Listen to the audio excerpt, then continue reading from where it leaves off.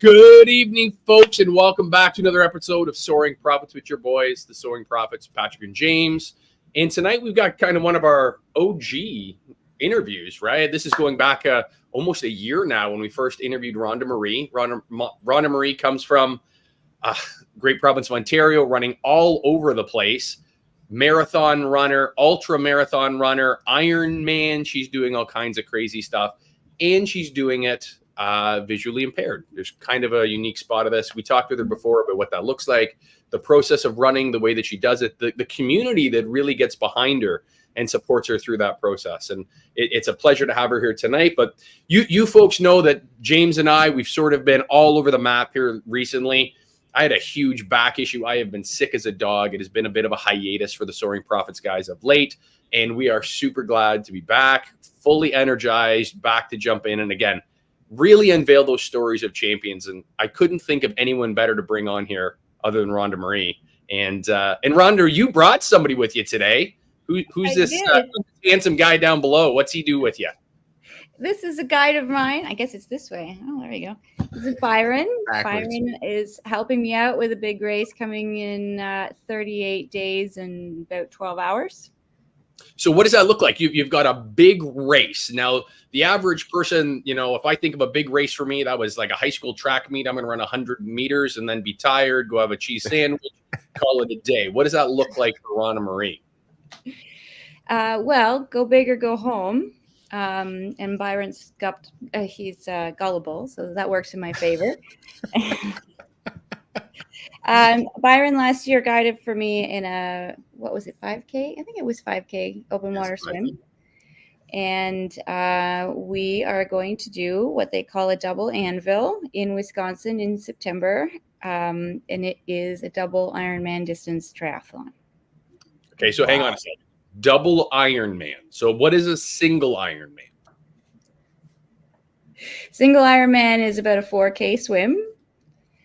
It's 180 kilometers on a bike, and then a marathon.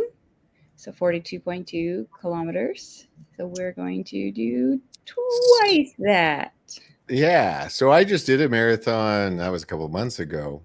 And afterwards, I couldn't walk. I could not imagine getting back on a bike in the water, doing any of that after doing that. And then add to it that you're visually impaired. Just for a second, I'm sorry to interrupt, but it's important that you guys should go and check out Going Commando, the show with the lovely ladies. They're amazing. And what was that short? Was it Going Commando? Going Commando. Kind of forced to say that. It's 4 times. We're already in. No, but you're unique because I have friends that run the Ironman. They just completed one, and the training is phenomenal. And they get together with groups and train, but they are without disability, and here you are. You're visually impaired, and sometimes, as far as I know, it's all terrain.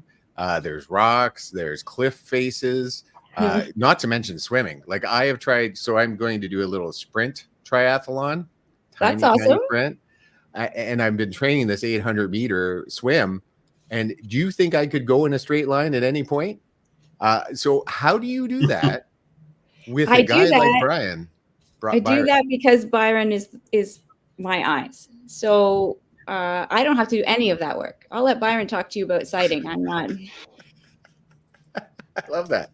Byron, how do you do that for a whole other person that have their own? Like I try to get Pat to do things all the time. Every once in a while, I'm hoping that he's just going to puppet what I exactly tell him to do, and he never does. But how do you do that while you're running up a hill? Well, running is one thing. I guess swimming. I guess we were talking about swimming, and swimming when you're swimming is pretty interesting. One of the things that's helped, of course, is we swim together twice a week, and we're always trying to make sure that we're swimming in sync, so that our strokes are synchronized, our breathing is synchronized, and all that fun stuff. But then you put into the water, the open water, like, 100 other people swimming all over top of you. I mean, it becomes a bit of a challenge. And I didn't realize how much of a challenge that was till we did an Olympic try this summer. And so it really becomes you're looking forward, you're looking to the side to make sure your athlete's beside you, and then you look behind you as you're finishing your stroke to make sure that there's nobody coming in between you. Right. Yeah, I guess that's something I never would have thought about, is that, it's one thing to do it by yourselves in a controlled environment in the deep end of the YMCA pool. Right. And now you're going to do it with 400 maniacs. Yeah. They are maniacs. Yeah. And they all want to win. They all want to beat you. So they're trying to get past you. And so I haven't done it yet. I actually very soon I'm going to be doing it, but I'm told that like you have to be very careful. Like there's arms catching you in the head. There's people that like accidentally grab your leg. You're right tucked in, but you have to respond, make sure you don't die. But you also have this wonderful young lady that we're kind of fond of. So how do you do that? Like, is it with touch it? Do you hold her hand while you're doing it? Like how does that happen? No, there's this little elastic that we have that keeps us tethered together, and so once the craziness of all the other folks pass by us, then it's a matter of tugging if we're going to the left, or I push her if we're going to the right. Otherwise, she seems to swim pretty straight, so it's helpful. So okay, so she keeps you straight. Right, yeah. So we manage the swim. Yeah. Now we're going to get you on a bike. And my experience with bikes, not great. But you're doing 40 kilometers an hour down a road, tethered? No, we're riding on a tandem. Okay. I'm thinking to myself, how in the hell are these two people hanging on by a rubber band going down the highway? That is ludicrous. Yeah. In fact, we ride on the bike commando. Going commando. Commando. Going commando when Byron, that was smooth. Smooth. That was good. Yeah. That's 7. We're at 7. I'm cutting them off. Yeah. That is amazing. So it's a tandem bike. How does that work in a race format, though? Because again, you would have to pedal in sync to get the right speed going. What kind of challenges is it on a tandem bike? So the pedals are locked by a chain, right? So that no matter what, if one of us decides that we don't want to pedal, then we're pedaling for two. Right. And I swear that Rhonda lets me. Why do I picture Byron on the back? Just, oh yeah, we're doing great. Keep it straight. Yeah. No, I love that. They don't let me steer. Yeah. No, that's the thing, right? So Rhonda, maybe you can tell us a little bit. There's lots of people that have seen your episode earlier with us. We had lots of amazing feedback. Like we just finished an interview with a newspaper that's doing an article about us, and you were actually it's ironic. We brought up your story in regards to these amazing people that we have on our show all the time, right? And those of you who have seen it before, those of you that have tuned in and caught Rhonda Marie's story, but those of you who haven't, Rhonda, maybe you can tell us a little bit about how you got to where you are today. Like, what is your backstory? So I was born without cones, so I have no daytime vision. So think about when you're driving at nighttime and you're really well adjusted to the dark lights, and then a car comes towards you with their brights on, and you have that couple of moments of, cursing in your head and swerving the car and trying to hold on. That's me all the time in the day. I don't switch from rod vision to cone vision. So I have no color vision. I have no depth perception. I have about 8% in total. And I have an amazing group of people who are willing to help me out at all times of day and night to help me train for these completely crazy sort of random events. There isn't really a reason personally for me to be doing them. It's really just about creating a space for inclusion in sport. And what does that look like? What's the dialogue around how to make things accessible? Right. I think it's an overlooked, like right now we're really into the Olympics. That's great. I'm holding out for the para. Well, and that's the thing. I think that it's a wonderful thing. You see these, amazingly gifted athletes that we're watching in the Olympics right now, but we sort of miss, these other fantastic athletes We don't necessarily get the story either. Like, it's great that you can, run 100 meters under 10 seconds. That's fantastic. That's great. You've trained all your life to do it. That's beautiful. But when you look at the Paralympics, there's a story, there's a survival, there is an amazing wherewithal that comes from those athletes that unfortunately we just don't get the corporate sponsorship. I think Canada, we're probably doing a better job than a lot of other countries in supporting the Paralympics. But like you say, I've never been the guy that is the biggest, Wayne Gretzky fan or Sidney Crosby fan. It's like, okay, you're an athlete. Great. You've trained all your life to do that. Cool. I've always been the type of guy that is like, I'm that success story, that thrive, that trial to triumph. And that's where the Paralympics, there's no story like that. Obviously something's occurred. They've went through an amazing struggle and now they're achieving beautiful, amazing, crazy, wildly successful things. And I think as a community and society, we have to dive into that more. In the world that you're dealing with, are you running up against people that are, in the Paralympics, that have ran in the Paralympics, that sort of deal?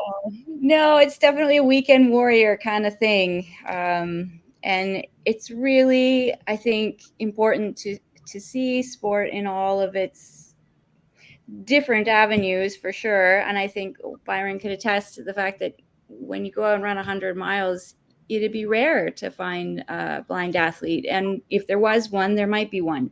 There isn't going to be half the field or, when you do your sprint triathlon, count how many tandems you see. You might see one. I'm not sure. Yeah. So you created this amazing community, though, and I think that's what really hit home. I think for me in your last interview is that you had run. Is it the Grey Bruce Trail? Is that what it was? The Bruce Trail. Yes, I've done that one from Tobermory down to Niagara. And for those at home, how many kilometers is that? It's at the time, because it's constantly changing, 885. The legs. Right? Like just a quick jaunt in the morning. Like some people can't imagine that distance. Like there's a lot of people that are probably watching this or in our, geographical location that have literally never been that far from home in their life. Yeah. You're running it.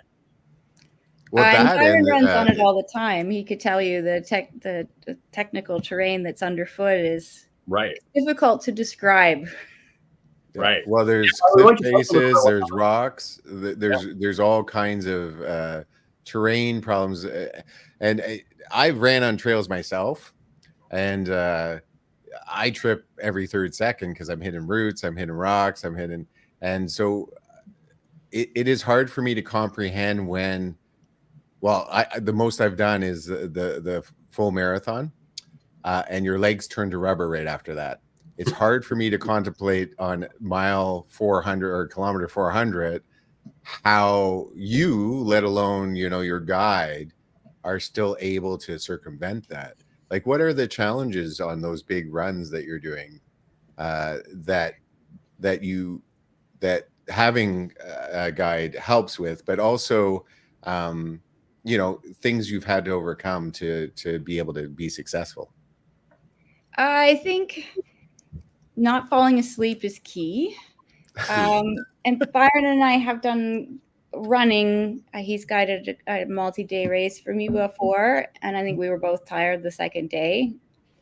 I'm guessing I was more tired than him because we were going my speed, and the dialogue slows down. You don't have as much energy to call out things or tell, you just kind of, you let one slip and he might hear my toe catch on something and go, oh, like, oh, I got to call that crap. And or I do call it and you still miss it. I definitely do that too. That's happened. I love that. I think James and I run. Let's see if he hits this one. Yeah. But that's just it. Your mind starts wandering. Like Byron, I just can't imagine, because when I run, my mind just leaves me. Like I am not there anymore. It's almost like a meditative state. I'm thinking about groceries, or I don't know, like the next usually it's I'm gonna have a juicy burger when I'm all done. But to stay focused that whole time, like what's the technique behind that? So when I agreed to doing this, I never really thought it through. And that is the most honest we have ever had a guest. Yeah, it's almost like he's going commando. Sign up for this kid. Is what that was. I love it. It was like I just decided to put on a pair of pants without any underwear. You know, and then Did you go commando? Yeah. So this guy's good. After a little while, I thought I was looking at Rhonda Marie's plan for the summer and noticed that she had some duathlon planned with another guide athlete. I was thinking, well, maybe we should probably do a triathlon together at least once before we do this massive triathlon.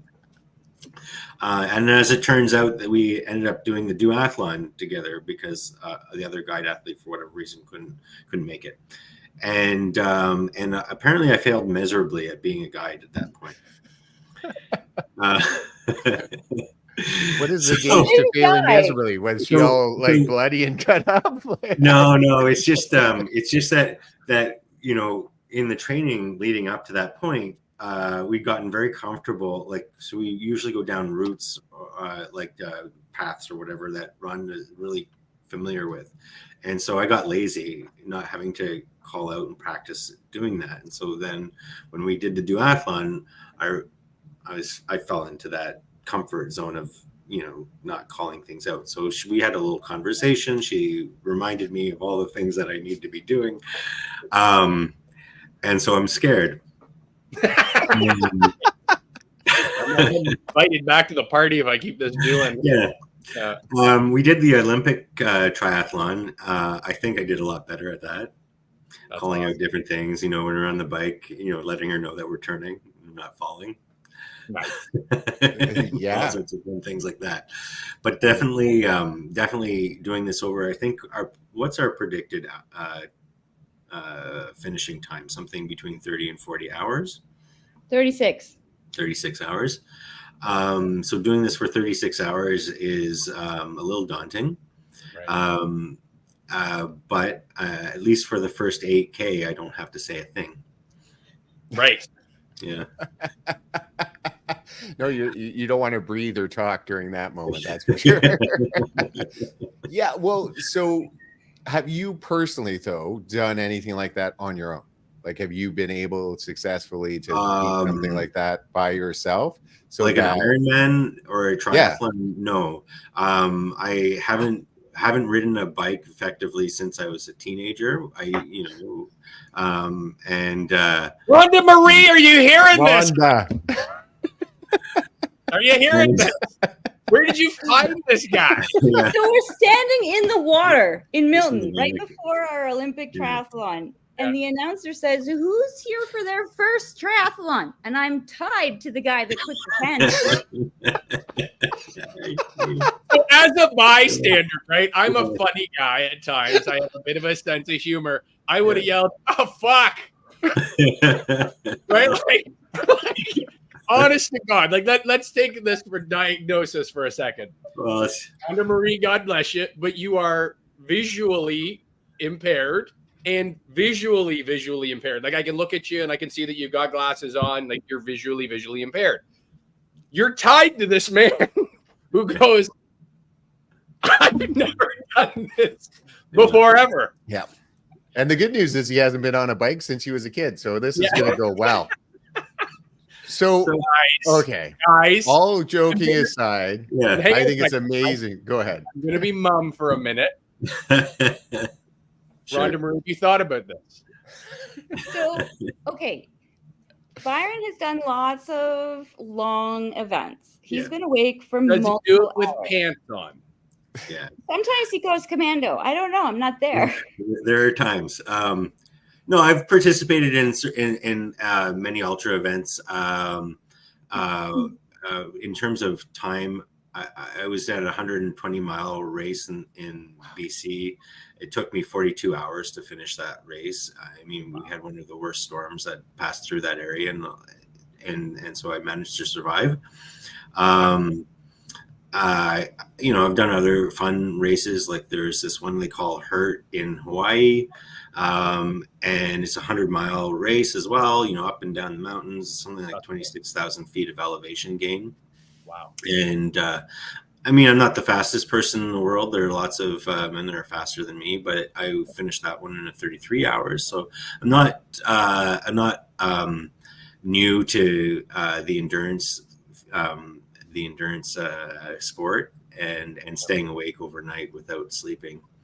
So why did you get into it, Byron? What was the whole concept for you? First of all, like the endurance game itself is sort of I think you guys are all insane. Yeah. Like I love James like a brother, but like you guys are all fighting demons out there for 30 hours, right? Like I don't know what you guys do that to yourselves, but what got you there? And then really, obviously she tackled you at an event and cornered you into this, but like, why is it now something that obviously you're passionate about? You're talking about training, you're working all through this stuff. So what is it about you, Byron, that is, volunteering yourself for this, and why is it important? Well, I guess I'm a nice guy. and so why not? I mean, the endurance sport thing, what got me into it originally really was I'd done a marathon, and I was at work, and some guy kind of introduced me to this documentary called The Perfect Runner. It was a CBC documentary, if anybody wants to know. And it featured a race out west in the mountains. And I mean, I was hooked right from that point. Just doing something that's kind of extreme that really appealed to me. It really is a game of mental toughness. At the end of it, I mean, sure, there's the physicality of it, but you really have that mental toughness that you have to push through. I mean, Rhonda Marie's very familiar with that mental toughness. I mean, everything that she's doing here right now, training and pushing through, waking up god awful hours of the day, staying up, to god awful hours of the day, all in the name of training for this. So we were swimming a lot last summer, training for that one thing, and she sort of threw this one at me, and I foolishly said, "Yeah, it sounds like fun." Yeah, that's kind of how it goes. And the rest is history. Yeah. You bring up a good point, though. Like I talked to my running friends about it.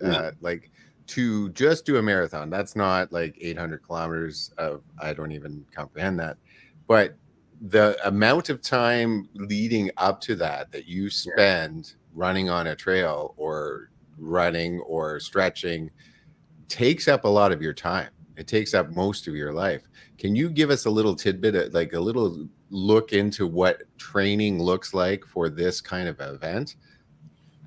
Rhonda? Well, I mean, it's different for Rhonda Marie and for me. So why don't you, Rhonda, why don't you talk about what you're doing? So, okay, you talked about the community, and that's the key here. We're calling ourselves the Blind Ambition Tribe because Byron lives in Waterloo. I get to train with him twice a week in the pool for 45 minutes. And then on the weekends, we might get out for a long tandem ride or an open water swim. The rest of the week is insanely busy. It takes me between 15 and 20 people to get through training weekly. So it's like this sort of Tetris of who's coming when and when am I meeting so-and-so. And if my Tuesday 4:30 a.m. runner shows up at 4:32, that's 2 minutes less I get to run because I have to go to the gym at 5:38 with another person, and then get picked up and then go home to go to work. And then after work, get picked up by another person that's going to take me. Because sometimes I do ride my bike solo and the person's in front of me. I'm wearing my blind runner bib and they're yelling, turn left, turn right. No, stop. There's a car. So I have to be prepared for all these different, whatever craziness. It's usually about 3 hours on a weekday. And I think this weekend we're looking at probably 10 hours on Saturday. And I think I've got 7 on Sunday.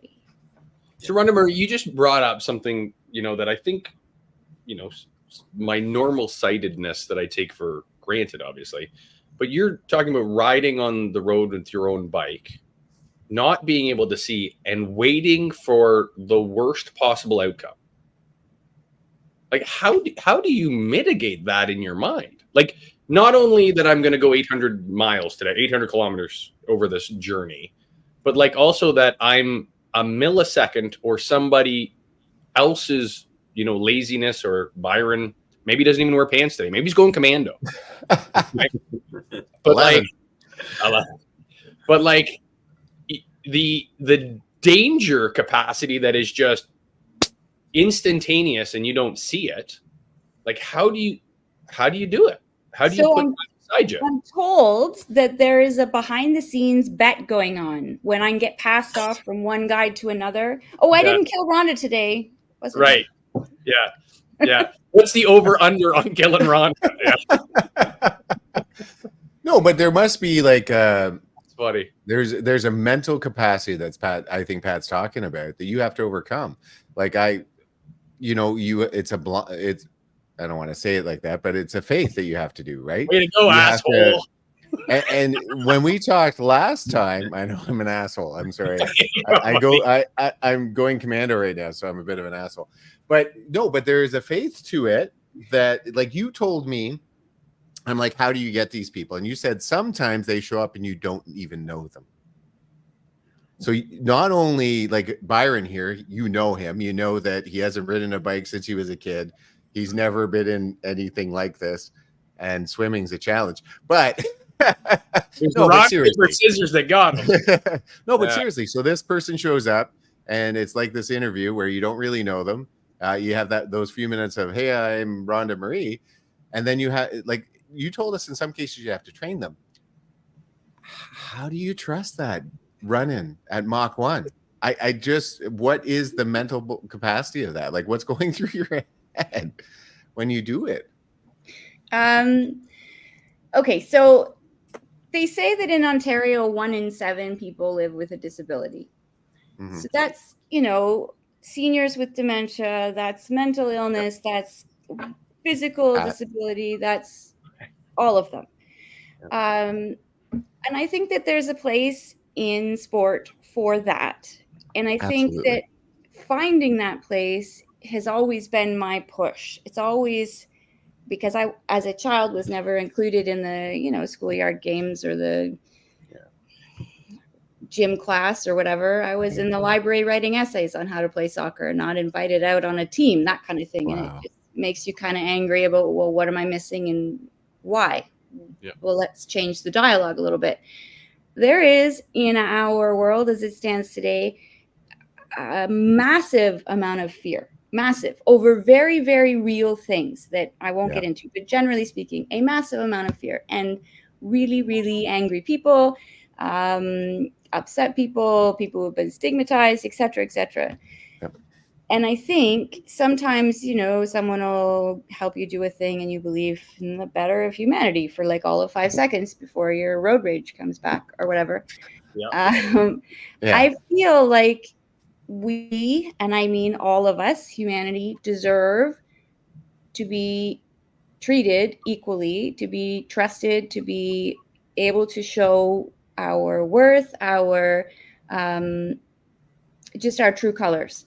So if somebody says to me they are willing to drive me to Guelph Lake and get in their kayak and sight for a swimmer that I've never met except for an online, hi, how are you? Are you free this day? And then tied myself to and swam 4 kilometers in freaking cold water. I'm going to have to say, 1, I trust that person's not going to kidnap me in the car. 2, they're actually going to stay where we can see them. That the woman that's tying herself to me knows how to swim. Maybe someone might be able to save us if the water gets a little rough. And that genuinely they're all doing it because they believe on some level we all deserve to participate. Yes. And it's kind of wonderful to see people show up. Yeah. Rhonda Marie, that is such a wild check mark for humanity, right? Like that is an understanding and grace of humanity that I think the world could probably use a lot more of. You lost me at kidnapping. I never even thought of that part. No. Right? I'm like, that's very real. Hey, come get in my van. Let's go for a kayak. Right. Let's go for a kayak. And no one's around. Yeah. Well, I remember some stories that Rhonda used to tell me about doing early morning runs by herself, and being kind of freaked out by people around, maybe kind of encroaching on her sort of territory or whatever, or kind of coming a little too close for comfort. All sorts. And that was where? In my neighborhood. Really, eh? Yeah. And that's scary, right? And that's sort of what I was trying to get to, because I could only imagine, right? I can close my eyes, I can see the room still that I'm in, but I can't imagine asking someone to help me meander through that and putting that complete trust in that other person, and then to walk out into the world that is ever changing and splashing around me, and this person I don't know, like that. When we talked to you before, we talked about the community aspect, and you have a bunch of strangers, like you've said, that have come together to support you in this cause. And I think it says a lot about who you are as a person, Rhonda Marie. Like you're a champion, and people want to be. No, I'm a bully. Well, okay, maybe there's that too. But sometimes champions got to be bullies to get there. But I do believe that, because a community will get behind somebody and they'll root for the underdog in certain situations until they won't. And I can think of so many situations where they'll give you a hand, they'll give you a hand up, and then it's like, well, fuck, come on, you got to do it yourself, help yourself, right? And you continue to show up. Like, you are still driving, you're still doing the effort, you're still pushing people, you're still driving, you're still being a bully, right? Sometimes without pants. Going commando. Going commando. I think that's 18. 18? Yeah. No, we're at 15. That's okay. We'll get there. We'll get there. We got another 30 We got minutes. a long show still. So you kind of edged on a point, and then you quickly went away because you're a wonderful person. But I don't think people understand that you're breaking ground. So there was a time, I think it was 15 years ago, I've had a long career, that I started special needs cross country in the school board. And my whole point was, I don't want special needs cross country. What I want is cross country with special needs runners in it. And my biggest pushback was, but they'll get in the way of the runners. And I was like, no, like, it's not a thing. They can run around. It's just like everybody else. They can run around them. We're going to start them later on. So I had to let the first 20 students go by and then start their race. That was the only way I could get this to happen. But the response once it happened was beautiful. It was amazing because everyone was supportive and great. But there's that aspect. So are you running into that as you go forward here, that, I think you're a champion and I think you're a great runner, and I'm not in any way trying to say that, but are there people that are like, you're going to affect my race? I can definitely tell you we've hit it in the past. Yeah. Before I went to Tennessee to run the last annual of Allstate, I had people telling me, you're going to ruin the race. They're going to cancel it. You're going to get hit by a car and it's going to be gone. We're not going to be able to do this race anymore. Wow. And the same people that said that after came back and said, we were wrong. We just didn't know. And look what's possible. Changing minds is a huge thing, right? You've got to change that stigma, and then you can change the policy. Yeah. Cool. When we went to Guelph for the Olympic try, we were the only para team. Yep. And they started our swim with the elites, which it was a two loop course, 1,500 meter swim, a 750 meter loop. And I think Byron talked a little bit about the complications of that. So there were at least 3 waves, each of which has to do 2 loops. And they started us with the maniacs.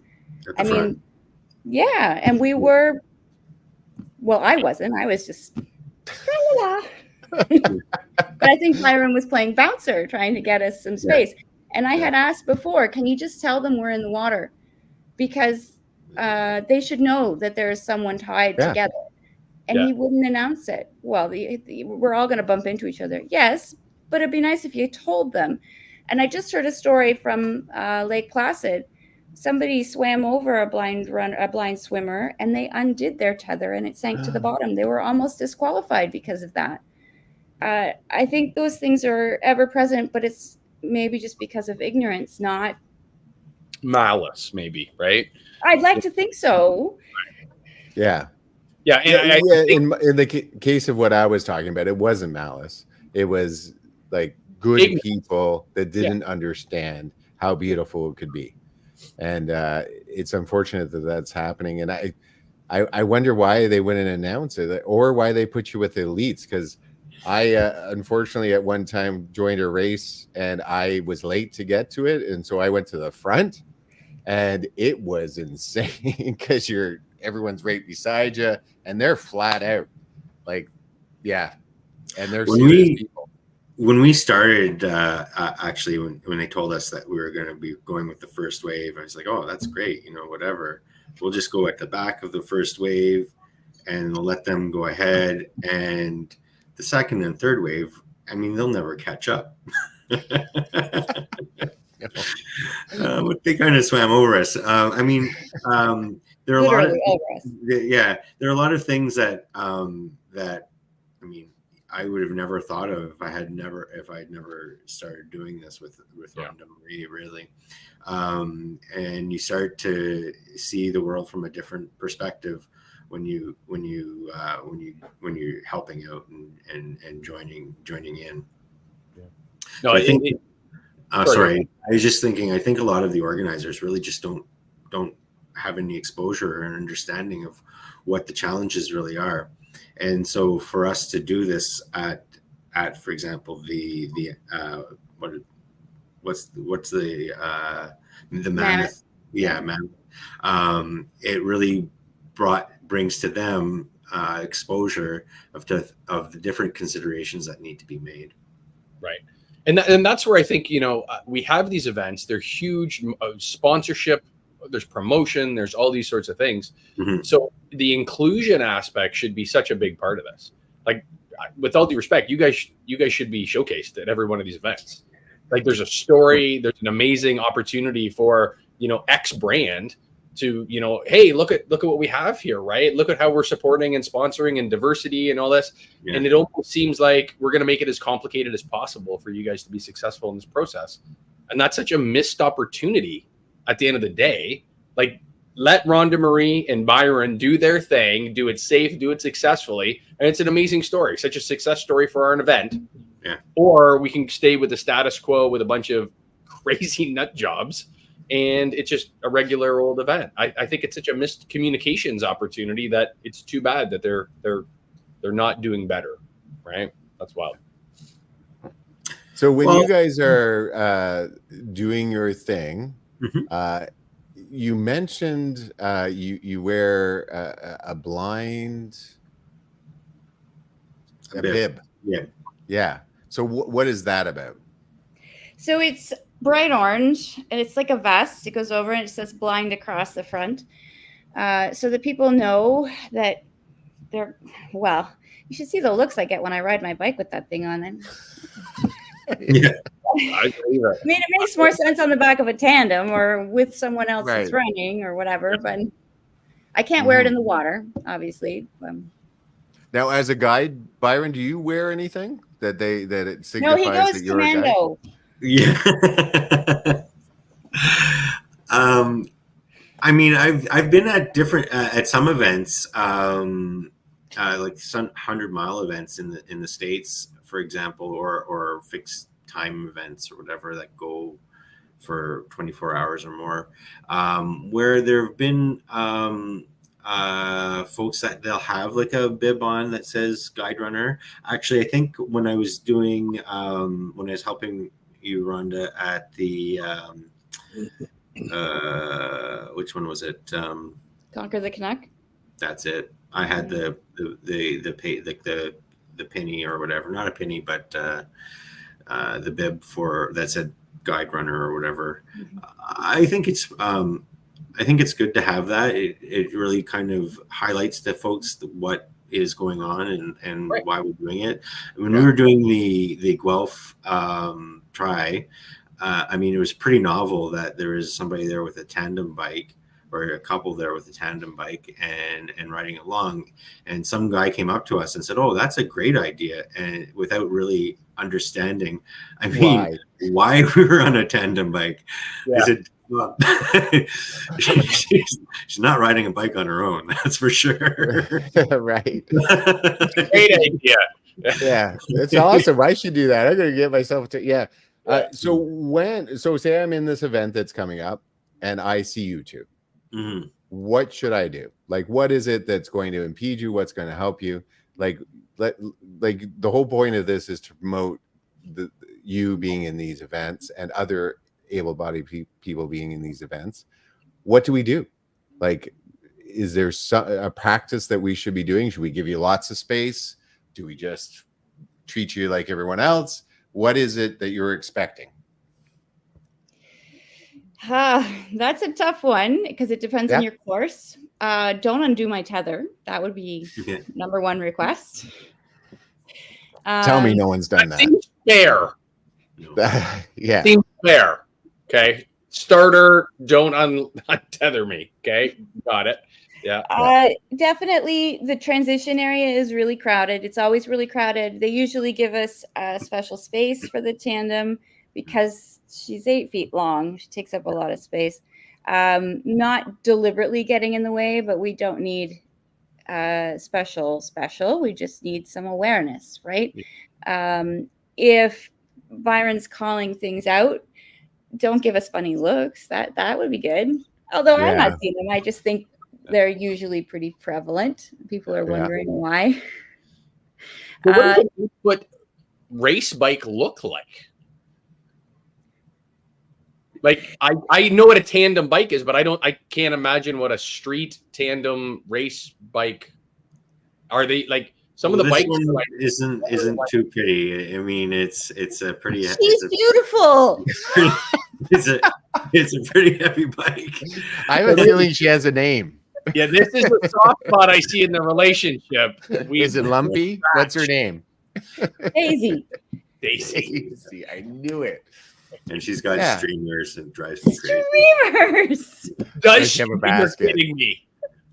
No basket. Yeah, I mean, not a front basket. You know, not one of those like wicker baskets or anything. My bike has a basket. But the streamers, honestly. Streamers, yes. I love this. Yeah.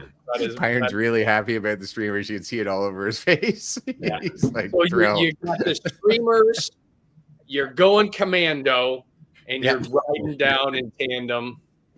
I think that's 18. Yeah. Are you clipped in? Like, do you use shoes with clips? I am. No. Yeah. I trust a lot, but not that much. That's a lot of trust. Yeah.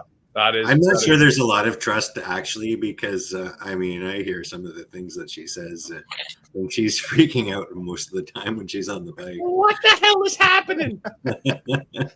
Why imagine when I have taken. She has a different comfort level of how fast we go than I do. I was gonna say, because I've hit up like 40K going down a hill, and you can kind of feel the wheels leave the ground a little bit sometimes, and I could not imagine. We've hit 60 kilometers going down a hill. It was fun. This is the first she's heard of it. She's like, what? We're gonna talk after this about braking.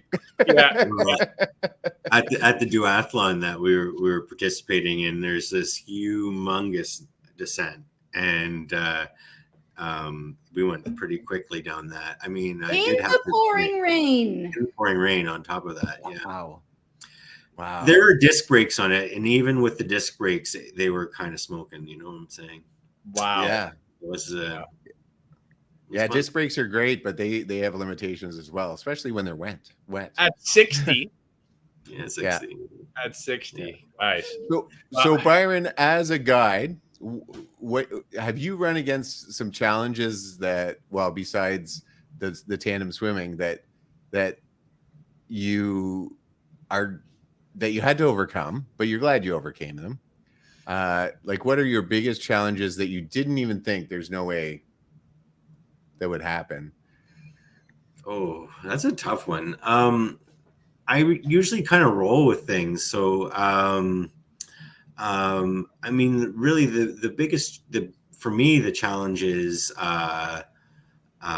making sure that I'm calling out everything and describing. So, the where I failed so miserably when we did the duathlon was as we're running along, I was just thinking, well, she's just gonna watch my legs and whatever, because that's generally what I do, is put on some dark socks so that she can sort of see the contrast that where my legs are at, and then follow along. And then I just call out the little like holes here or there, or if there's a step up or step down, or got to move left or right or whatever. But I guess it's a little different because there's a lot of people around, and then you're coming up to aid stations, and there are people coming from the left, the right, all over, from behind, and up and down, and all that stuff. And so that causes a little bit of confusion, I guess. Hey, Rhonda? Anxiety? Yeah. Something like that. Yeah.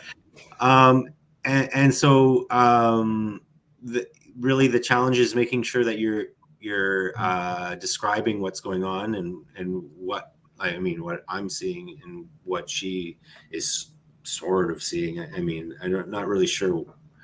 I can never really know what she sees or doesn't see or anything like that. So I just assume that she doesn't see any of it, but probably wise. Yeah. So that's really the hardest part, really, is and like I said, is keeping it up and being able to describe everything for the entire race. I mean, that's why I feel like the doing this for 36 hours is going to be a little daunting.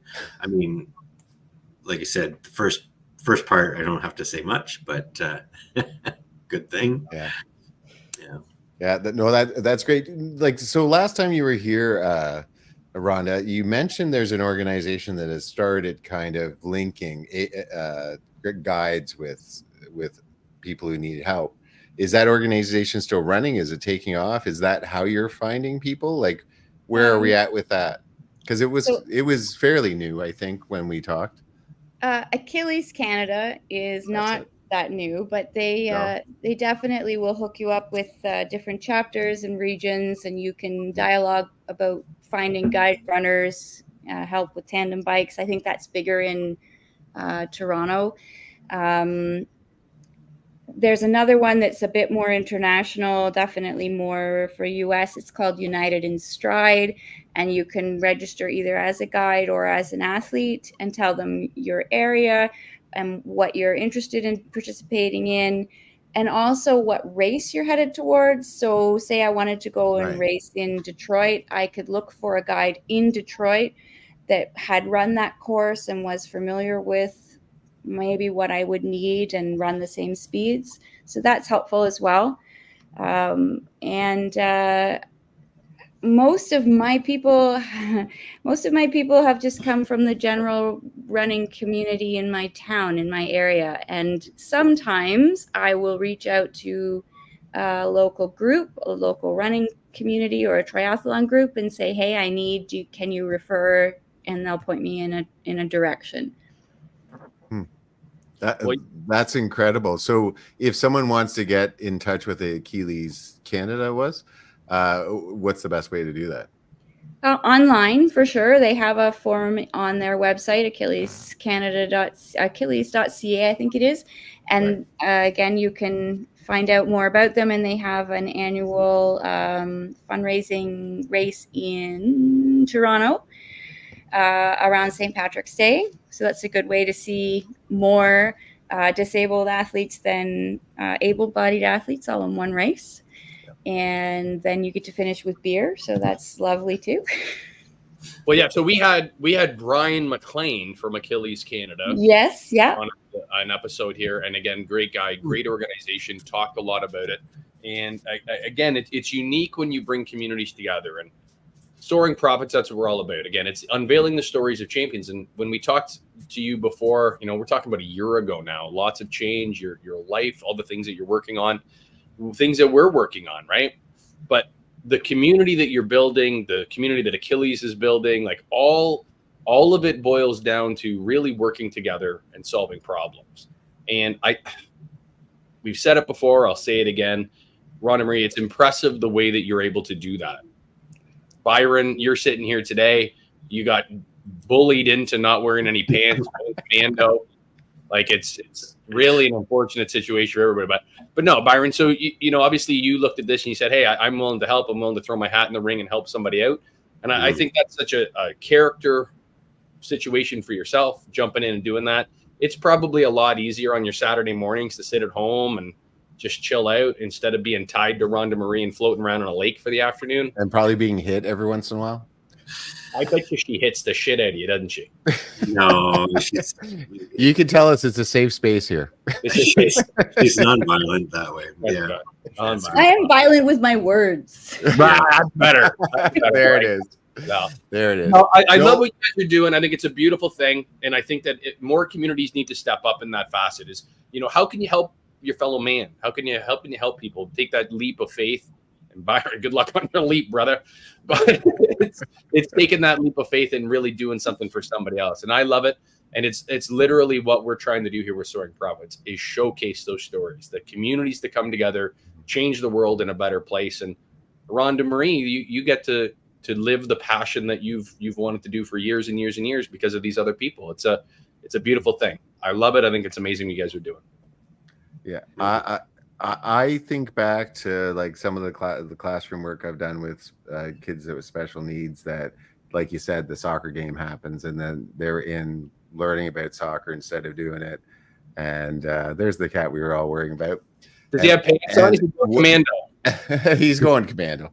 Yeah. What brings to mind though, Rhonda Marie, and I don't think you really understand, like we said, you're a champion, you stopped us right away.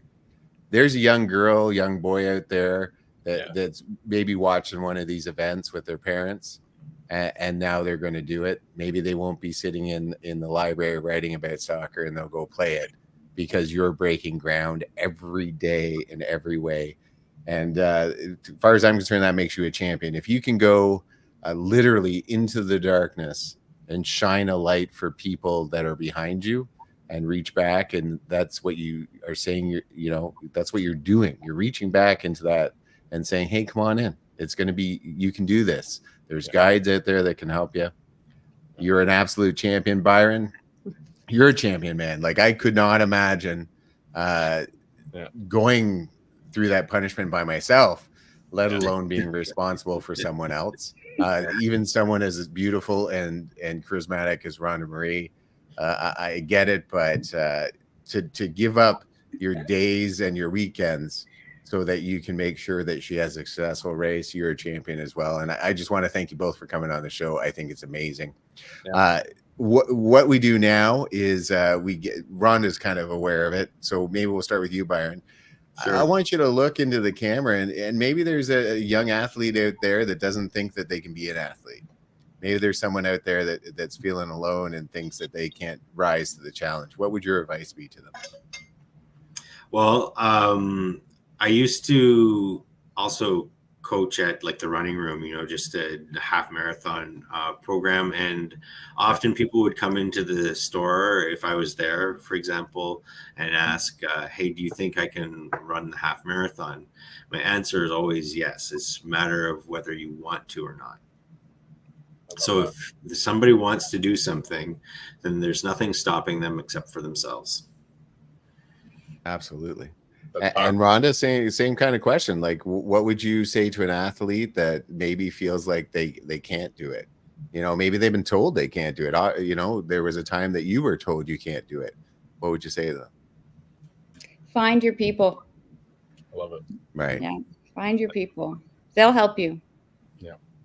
Well, folks, again, I want to thank you guys both for joining us tonight. It's always a pleasure to have amazing people like you guys. Profiteers out there, this is an example. These guys are changing the world simple ways. Not so much simple. Oh, we got two more. Going commando. Done. So those of you out there Soaring Profits, you guys know that, you know, you can do it in simple ways. You can do it in big, grandiose ways. Byron, salt of the earth guy, obviously given of himself in a big way. Rhonda Marie, bullying people all over the country. I want to thank you guys. It's been a pleasure. Catch us out. We got another bunch of episodes for the Toronto Humane Society that we're dropping here tonight. Tomorrow, 11 a.m. Tomorrow, 11 a.m. Another episode for the Toronto Humane Society, that whole series that we've been putting together. Check out all the shorts. If you haven't already, like, subscribe, and share. By doing that, you allow us to get to a bigger audience. We just hit about 290,000 views on the channel here in the last, 8 or 9 months that we've been kind of doing this seriously. So kind of neat. But that's when you guys do that, you support us, you allow us to continue growing, bringing on more amazing people like these and sharing their stories for you on a Thursday night, 9 o'clock, or whenever you're watching it. But from me, folks, I want to thank you all. It's a pleasure. Let's make some money together, guys. I totally agree with you, Pat. We got a lot coming down the pike, and thank you so much for being here with us. Let's heal our minds, bodies, and souls.